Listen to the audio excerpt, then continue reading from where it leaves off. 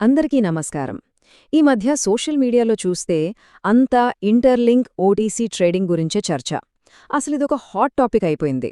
ఇంతకీ ఈ హైప్ వెనుకున్న అసలు కథేంటి, ఈ ప్రైస్ కంట్రోల్ స్ట్రాటజీ వెనుకున్న నిజమేంటో ఈరోజు మనం వివరంగా క్లియర్గా తెలుసుకుందాం. సో ముందుగా అందరి మదిలోనూ ఉన్న మొదటి ప్రశ్నతో మొదలు పెడదాం. అసలు ఈ ఓటీసీ ట్రేడింగ్ అంటే ఏంటి? దీంతో పాటే మన విశ్లేషణలో కొన్ని చాలా ముఖ్యమైన ప్రశ్నలకు సమాధానాలు వెతుకుదాం. మనలాంటి స్మాల్ హోల్డర్స్కి ఇది మంచిదా, చెడ్డదా, లాభమా, నష్టమా? ఈ వార్త మన ఇన్వెస్ట్మెంట్లపై ఎలాంటి ఎఫెక్ట్ చూపించబోతోందో కూడా డీప్గా అనలైజ్ చేద్దాం. ఇది చాలా చాలా ఇంపార్టెంట్ క్వశ్చన్.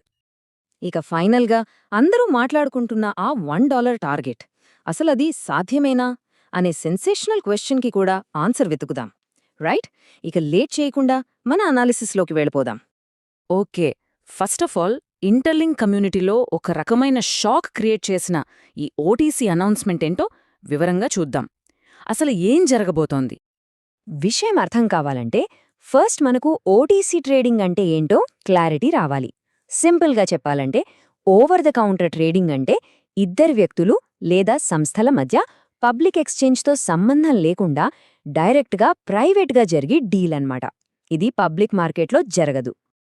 ఇప్పుడు పబ్లిక్ ఎక్స్చేంజ్కి ఓటీసీ డెస్క్కి మధ్య ఉన్న తేడాలు చూద్దాం.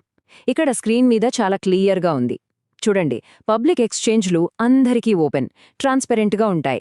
కానీ ఓటీసీ డీల్స్ చాలా ప్రైవేట్గా, డైరెక్ట్గా జరిగిపోతాయి. పబ్లిక్లో చిన్న చిన్న ట్రేడ్స్ జరుగుతుంటాయి, కానీ ఓటీసీలో పెద్ద పెద్ద మొత్తంలో అంటే లార్జ్ బ్లాక్ ట్రేడ్స్ జరుగుతాయి. అందుకే పబ్లిక్ మార్కెట్లో ప్రైస్లో చాలా హెచ్చుతగ్గులు ఉంటాయి, కానీ ఓటీసీ ట్రేడింగ్ మార్కెట్ మీద పెద్దగా ప్రభావం చూపించదు. సరే, ఓటీసీ ట్రేడింగ్ అంటే ఏంటో, అది ఎలా పనిచేస్తుందో మనకొక ఐడియా వచ్చింది కదా. ఇప్పుడు మన అస్సలైన పాయింట్కొద్దాం. దీనివల్ల మనలాంటి స్మాల్ హోల్డర్స్కి లాభమా లేక నష్టమా, గెయినా లేక పెయినా? ఈ స్ట్రాటజీ వల్ల వచ్చే ప్రయోజనాలు, ప్రమాదాలు రెండింటినీ ఈ టేబుల్లో చూద్దాం. ముందు బెనిఫిట్స్ చూస్తే పెద్ద పెద్ద అమ్మకాల వల్ల వచ్చే ప్రెషర్ మార్కెట్ మీద పడదు, కాబట్టి ప్రైజ్లో వొలటాలిటీ తగ్గుతుంది. ఇది మార్కెట్కి స్టెబిలిటీ ఇచ్చి పెద్ద పెద్ద ఇన్స్టిట్యూషనల్ ఇన్వెస్టర్లను అట్రాక్ట్ చేస్తుంది. మరోవైపు రిస్క్స్ కూడా ఉన్నాయి. ఈ ట్రేడ్స్లో ట్రాన్స్పరెన్సీ చాలా తక్కువ. మనం ఊహించినంత డ్రమాటిక్గా ప్రైస్ పంప్ అవ్వకపోవచ్చు. అన్నిటికన్నా ముఖ్యంగా మనలాంటి స్మాల్ హోల్డర్స్కి ఈ డీల్స్లో ఎలాంటి భాగస్వామ్యం ఉండదు. ఇక ఇప్పుడు అందరూ వెయిట్ చేస్తున్న టాపిక్ $1 టార్గెట్ అనే రూమర్. దాని వెనకున్న నిజమేంటో ఇప్పుడు బయటపడదాం. ఈ ప్రచారంలో నిజమెంత? ఇదిగోండి, ఇలాంటి ఒక పోస్ట్ సోషల్ మీడియాలో తెగ్గా వైరల్ అవుతోంది. అందరిలోనూ ఒక్కటే ఎక్సైట్మెంట్, ఒక్కటే హైప్. కానీ ఒక్క నిమిషం ఆ ఎమోషన్స్ని పక్కన పెట్టి కొంచెం లాజిక్గా ఆలోచిద్దాం. ఆ $1 టార్గెట్ ఎందుకు దాదాపు అసాధ్యమో చెప్పడానికి ఇక్కడ 3 సింపుల్ రీజన్స్ ఉన్నాయి. ఒకటి, ఓటీసీ డీల్స్ అనేవి ఓపెన్ మార్కెట్లో కాదు, ముందుగా మాట్లాడుకున్న ఫిక్స్డ్ ప్రైస్కి జరుగుతాయి.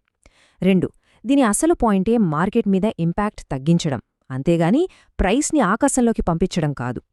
3, పెద్ద ఇన్వెస్టర్లు ఎప్పుడూ స్టెబిలిటీనే కోరుకుంటారు, ఇలాంటి సడన్ పంప్స్ వల్ల వచ్చే వాలటైలిటీని కాదు. మరి ప్రైస్ పంప్ చేయడమే గోల్ కాకపోతే అసలు ఈ ఓటీసీ ట్రేడింగ్ని ఎందుకు వాడుతున్నారు? దీని వెనుకున్న అసలు స్ట్రాటజీ ఏంటి?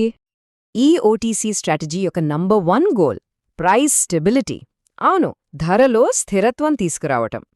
టెంపరరీ గెయిన్స్ కాదు, లాంగ్ టర్మ్లో ఒక స్టేబుల్ ఎన్వైరన్మెంట్ క్రియేట్ చేయడమే దీని ముఖ్య ఉద్దేశం.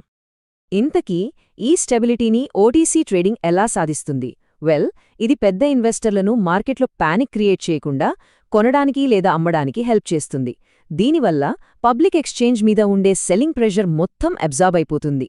ఇది లాంగ్ టర్మ్ పార్ట్నర్స్లో కాన్ఫిడెన్స్ని పెంచుతుంది, ఇంకా మార్కెట్ని మరింత మెచ్యూర్గా, తక్కువ వొలటైల్గా మారుస్తుంది. సో మనం గుర్తుంచుకోవాల్సిన మెయిన్ పాయింట్ ఇదే. ఈ స్ట్రాటజీ అంతా టెంపరరీ హైప్ కోసం కాదు, ప్రాజెక్ట్కి ఒక స్ట్రాంగ్, నమ్మకమైన ఫౌండేషన్ వేయడం కోసం. స్టెబిలిటీ, అదే ఇక్కడ కీవర్డ్. క్రిప్టో మార్కెట్లో ఎమోషన్స్, హైప్ మనల్ని చాలా ఈజీగా తప్పుదారి పట్టిస్తాయి. అందుకే ప్రూఫ్, లాజిక్ మీద ఆధారపడి నిర్ణయాలు తీసుకోవడం చాలా ముఖ్యం. సరైన ఇన్ఫర్మేషనే మనకు పవర్. ఫైనల్గా ఏ న్యూస్ వెనుక ఉన్నా ఎందుకు అనే రీజన్ని మనం అర్థం చేసుకున్నప్పుడే ఒక కాన్ఫిడెంట్ ఇన్వెస్ట్మెంట్ స్ట్రాటజీని మనం బిల్డ్ చేసుకోగలుగుతాం. సో ఇప్పుడు ఈ ఇన్ఫర్మేషన్ అంతా తెలిసాక ఎవరి నిర్ణయం ఎలా ఉండబోతోంది ఆలోచించండి.